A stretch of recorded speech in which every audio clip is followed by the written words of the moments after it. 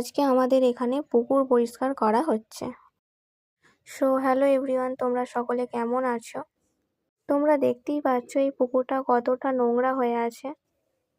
এই পুকুরটিতে আগে অনেক মাছ চাষ করা হতো, তাই সব সময় পরিষ্কার করা হতো, কিন্তু বহুদিন যেহেতু মাছ চাষ করা হয়নি, তাই পুকুরটা পুরো অপরিষ্কার হয়ে গেছে। আবার এখানে নতুন করে মাছ চাষ করা হবে, তাই জন্য আবার আজকে পুকুর পরিষ্কার করা হবে।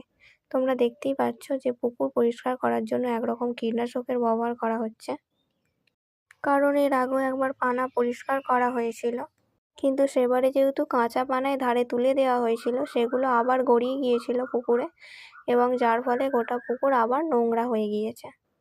কিন্তু এবারে কীটনাশক স্প্রে করা হচ্ছে যাতে সমস্ত পানা শুকিয়ে যায়। এর ফলে সেগুলো থেকে দ্বিতীয়বার আর পুকুর নোংরা হওয়ার সম্ভাবনা থাকবে না। আমাদের গ্রামের দিকে পুকুরে মাছ চাষ ছাড়াও বিভিন্ন কাজ হয়ে থাকে, যেমন বাসন মাজা, কাপড় কাচা, গরুকে স্নান করানো ইত্যাদি কাজ। কিন্তু যেহেতু এই পুকুরটা বহুদিন ধরে নোংরা হয়েছিল, তাই মানুষের প্রচুর অসুবিধা হচ্ছিল।